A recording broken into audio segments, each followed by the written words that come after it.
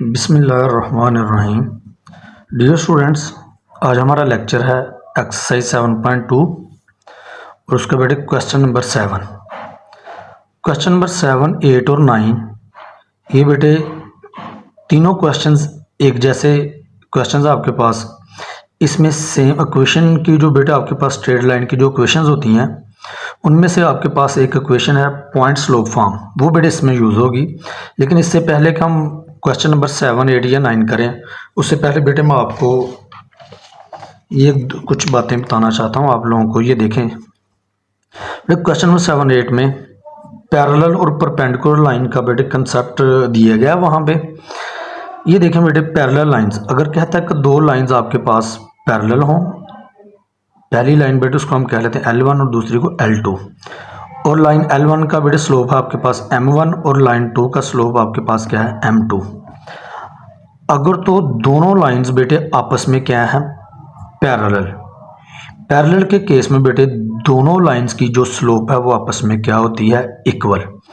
फर्ज करें आपको लाइन L1 जो है उसकी बेटे वो स्लोप दे देता आपको, इन केस वो 2 है, तो बेटे दूसरी लाइन की स्लोप भी क्या होगी 2, क्योंकि दोनों लाइंस की स्लोप आपस में क्या होती हैं इक्वल। किस केस में?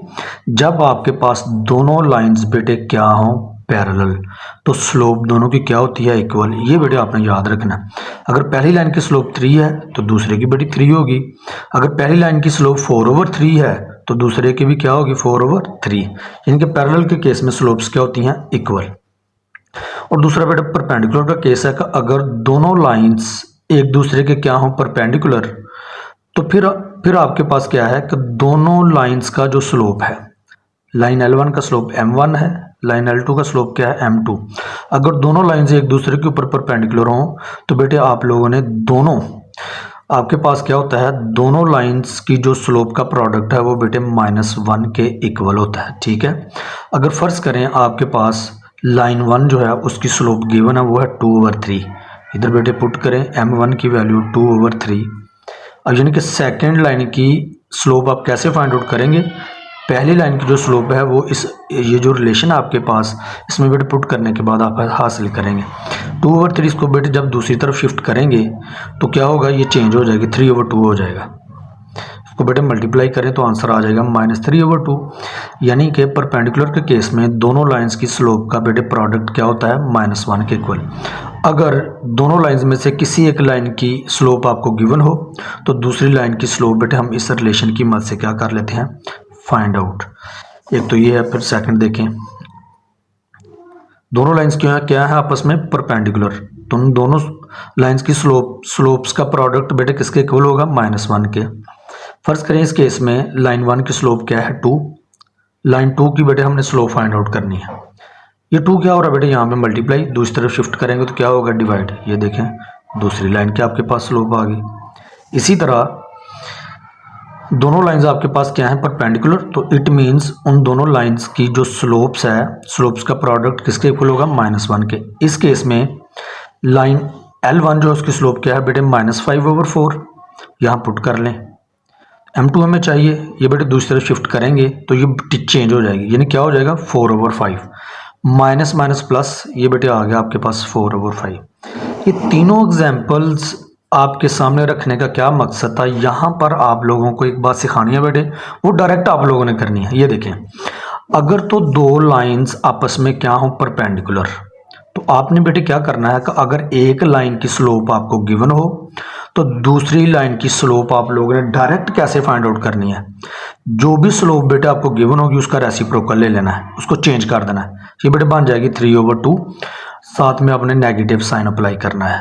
कितना आसान है कि एक वैल्यू आपको गिवन हो उसको बेटे चेंज कर दें 3/2 और साइन भी उसका चेंज कर दें। अगर पॉजिटिव है तो नेगेटिव, अगर नेगेटिव होगा तो पॉजिटिव। ये देखें स्लोप 2 भी देखें, ये 2 है ना बेटे, इसका रेसिप्रोकल लें, क्या होगा 2 का क्या होगा 1/2, जिसके नीचे कुछ ना उसके नीचे क्या होता है 1, ये बेटे 1/2 आ गया। प्लस है तो साइन क्या हो जाएगा माइनस, यानी कि साइन भी चेंज करना है साथ आप लोगों ने। ये देखिए इसी तरह M1 की स्लोप आपके पास क्या थी -5/4, तो ये देखिए M2 आपके पास क्या, इसको चेंज करें, इसका रेसिप्रोकल ले लें 4/5, नेगेटिव है तो क्या हो जाएगा पॉजिटिव, पॉजिटिव नेगेटिव। तो इट मीन्स आप लोगों ने फिर याद रखना है कि जब भी आपके पास दो लाइंस क्या हों, पैरेलल हों, तो उनकी स्लोप दोनों में से किसी एक की गिवन हो, तो बेटे दूसरी लाइन की स्लोप आप लोगों ने कैसे फाइंड आउट करनी है। जो पहली लाइन की स्लोप होगी बेटे उसका आपने ले लेना है रेसिप्रोकल और साथ में उसका साइन क्या कर देना है बेटे, चेंज। इन्हीं चीज़ों को लेकर बेटे हम चलेंगे क्वेश्चन नंबर 7 और 8 में। और दूसरा ये, जब भी आपको कोई इक्वेशन फाइंड आउट करनी हो और उसमें या तो बात की गई हो कि वो दोनों लाइंस क्या हैं, पैरेलल या फिर परपेंडिकुलर, तो सिर्फ बेटे जो लाइन की इक्वेशन है वो सिर्फ यही यूज़ होगी, पॉइंट स्लोप फॉर्म। वो बेटे क्या है आपके पास y minus y one is equal to m into x minus x one. ये बेटे आपने याद रखना है कि जब भी आपके पास किसी लाइन की इक्वेशन आप लोगों ने फाइंड करनी हो और वो लाइंस क्या हों, या तो पैरेलल हों या फिर क्या हों, परपेंडिकुलर, तो फिर आपके पास बेटे जो आप लोगों ने स्ट्रेट लाइन की इक्वेशन यूज़ करनी है वो बेटे यूज़ करनी है आप लोगों ने पॉइंट स्लोप फॉर्म, जो कि किसके इक्वल है, y minus y one is equal to m into x minus x one.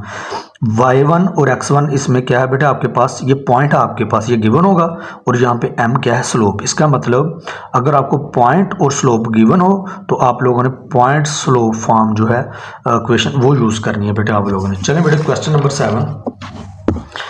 Question number 7 बेटे क्या है आपके पास, फाइंड एन इक्वेशन बेटे हमने फाइंड करनी है ऑफ द परपेंडिकुलर बाइसेक्टर। आ गया ना बेटे परपेंडिकुलर का लफ्ज़, perpendicular bisector, bi mean two sector में हिस्से, ऐसा परपेंडिकुलर जो लाइन को दो बराबर हिस्सों में क्या करे, डिवाइड करे, उसको हम कहेंगे परपेंडिकुलर बाइसेक्टर।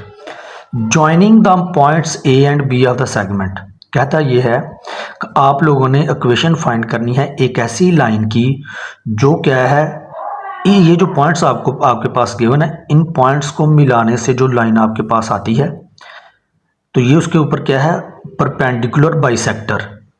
तो जो ये जो लाइन इस लाइन के ऊपर परपेंडिकुलर बाइसेक्टर है बेटे, इसकी बेटे आपने क्या फाइंड करनी है, इक्वेशन फाइंड करनी है बेटे आप लोगों ने।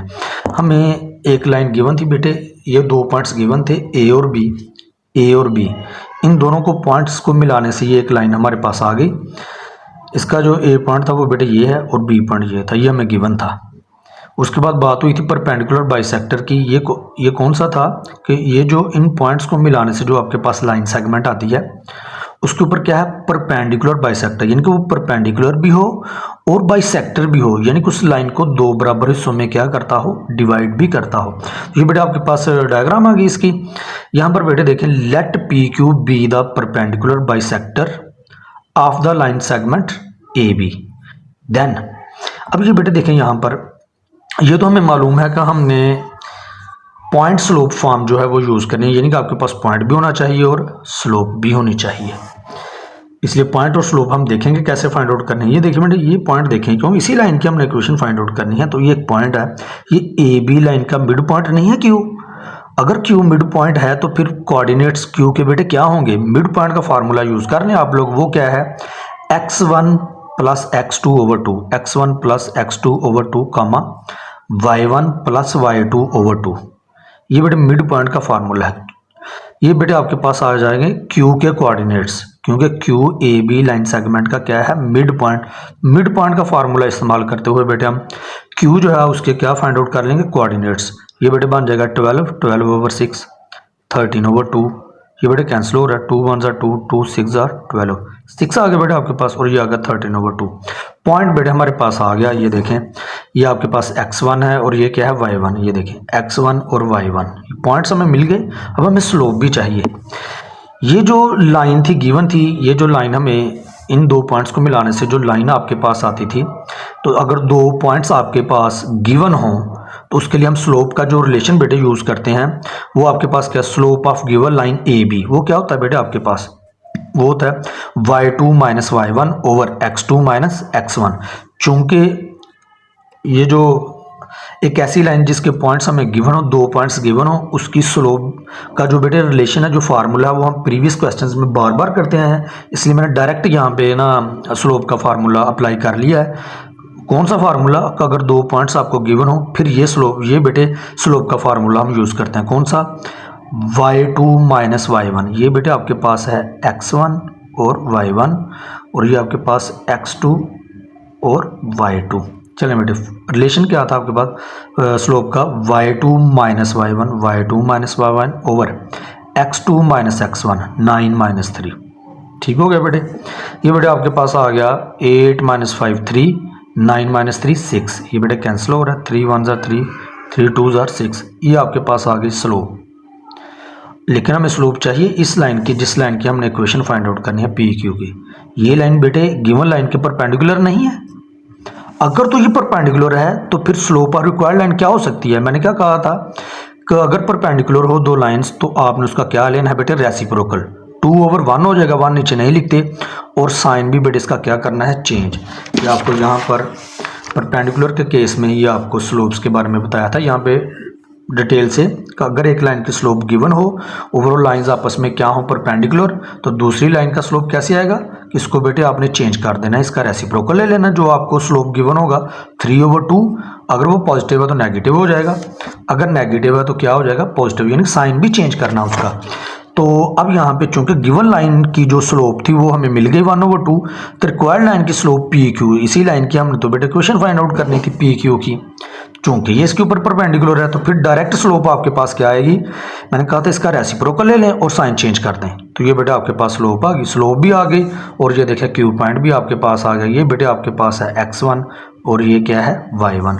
ये बेटे आपके पास पॉइंट स्लोप फॉर्म इस्तेमाल करेंगे हम, y minus y1, hence required equation is y minus y1 is equal to m into x minus x1। y minus y1 बेटे ये देखें आपके पास क्या है 13/2, ये 13/2 आ गया, इज इक्वल टू स्लोप बेटे रिक्वायर्ड लाइन की ये थी -2, ये भी यहाँ पर आ गया। x माइनस x1 बेटे ये देखें आपके पास ये 6 था, तो ये 6 आ गया। अब बेटे हम प्रीवियस क्वेश्चंस की तरह क्वेश्चन को क्या कर लेंगे, सॉल्व। ये बेटे यहाँ बेटे एलसीएम ले लें, लेफ्ट हैंड साइड पे 2 एलसीएम आ जाएगा। एलसीएम लेने के बाद आपके पास ये वैल्यू आ गई। अब ये 2 इस तरफ बेटे क्या हो रहा है, डिवाइड हो रहा है, दूसरी तरफ शिफ्ट करेंगे तो क्या होगा, मल्टीप्लाई, 2 2 ज़ार 4। उसके बाद बेटे हमने क्या किया, 2y minus 13 is equal to, इस 4 को बेटे यहाँ मल्टीप्लाई किया इन दोनों नंबर्स के साथ, -4x माइनस माइनस प्लस 4 6 ज़ार 24। x का जो कोफिशिएंट है वो हमेशा क्या होना चाहिए, पॉजिटिव। और वैसे भी इन क्वेश्चंस में क्वेश्चन में शक किसके इक्वल होने चाहिए, 0 के। इसको बेटे इस तरफ ले आए, माइनस बेटे प्लस हो जाएगा, प्लस क्या हो गया माइनस। पहले बेटे x की टर्म को लिख लें, फिर y की, इन दोनों को बेटे सॉल्व कर लें, -24 माइनस 13, तो ये आ जाएगा आपके पास -37। ये थी बेटे आपके पास रिक्वायर्ड इक्वेशन जो हमने फाइंड आउट करनी थी। तो इंतहाई बेटे इंपॉर्टेंट क्वेश्चन है ये 7 8 9, इनमें से बेटे मस्ट एक क्वेश्चन आपको जो बोर्ड्स के एग्जाम है उनमें से आएगा।